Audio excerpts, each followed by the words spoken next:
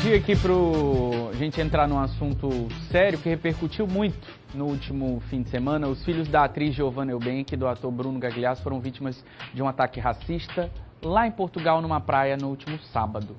Segundo relatos, além dos filhos dos atores que estavam lá na praia, né, ali passando, curtindo ali alguns dias, né, curtindo o fim de semana, a agressora também xingou turistas angolanos que estavam lá no local. A gente tem imagens aí? Vamos conferir um trechinho?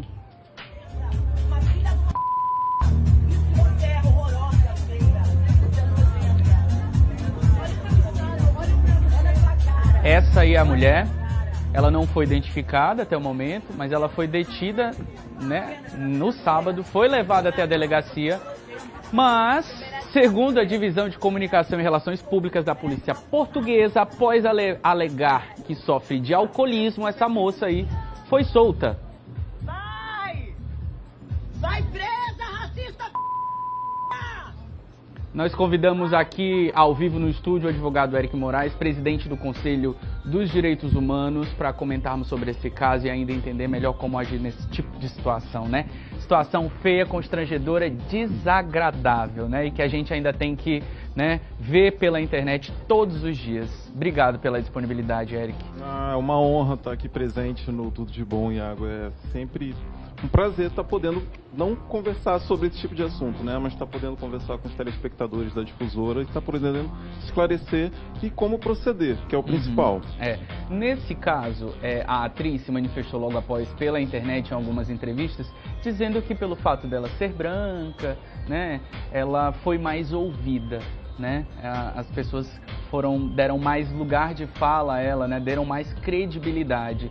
Em algumas situações, a questão, né, se fosse uma mãe preta, você acha que teria uma desigualdade nessa credibilidade que a Giovanna Eubank fala?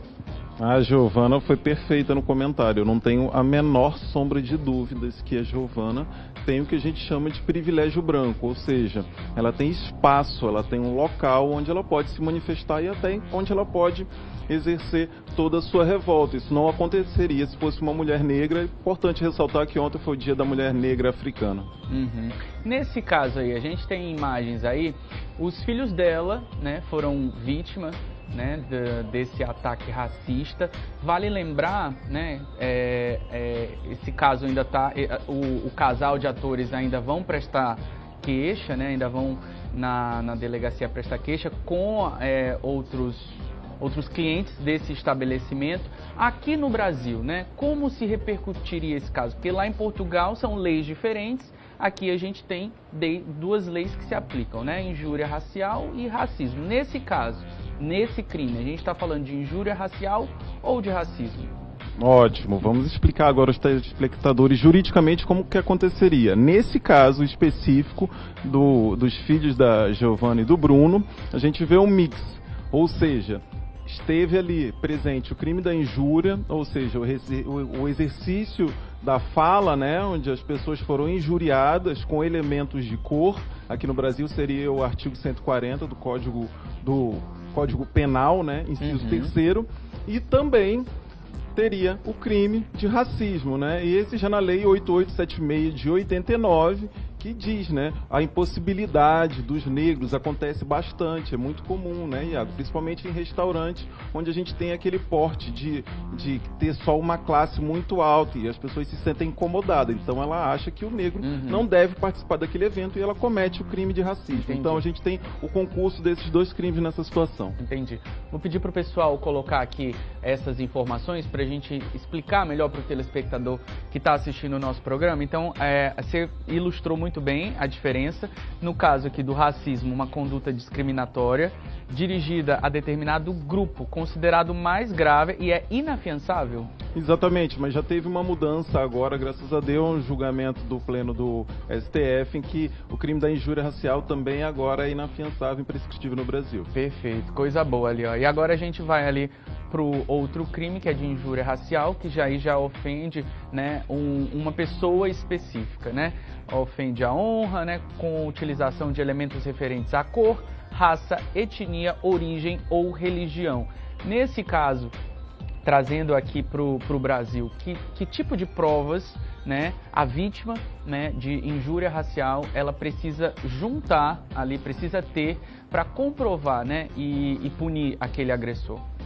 Eu gosto sempre de frisar a calma, porque é um crime que nenhum ser humano está preparado emocionalmente, psicologicamente para sofrer. Então a gente precisa entender qualquer tipo de reação. Mas pensando juridicamente como advogado, eu peço sempre, né, para as pessoas, a gente tem uma arma que ajuda muito a população negra hoje em dia, que é o aparelho celular. Ele revoluciona as questões das provas. Então façam vídeos, façam os áudios.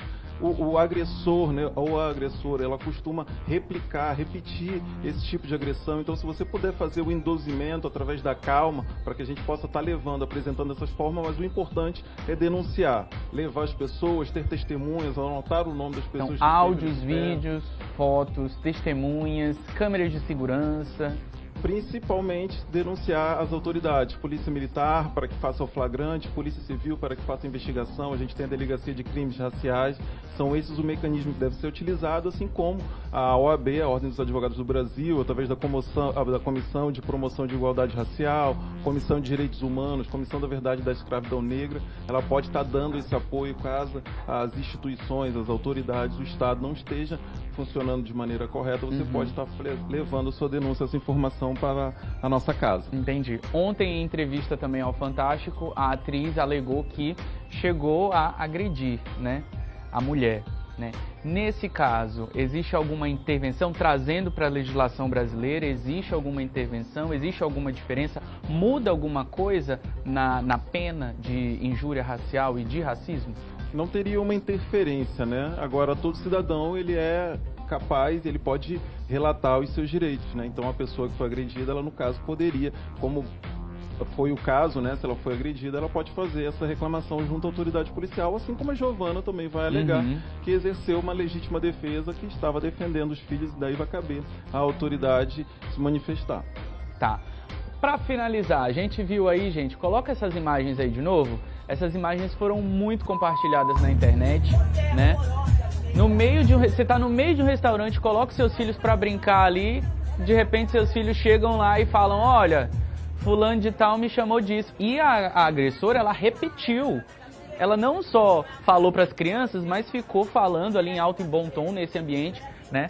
Repetindo ali aquele ato de racismo, né? Nesse caso aí, para finalizar a nossa entrevista, a Giovana, ela falou em entrevista que deu esse tapa, né, essa agressão na mulher, muito se comentou, né, se foi certo, se foi errado, mas eu acredito que foi um ato de defesa, como você mesmo falou, né, ela estava ali, foi pega completamente desprevenida, até porque ela disse também em entrevista que era um restaurante que ela costumava frequentar, né, o estabelecimento de forma alguma tem a ver com essa situação, né, mas que tipo de suporte ele pode dar, sendo um restaurante, sendo um shopping, sendo um estacionamento privado?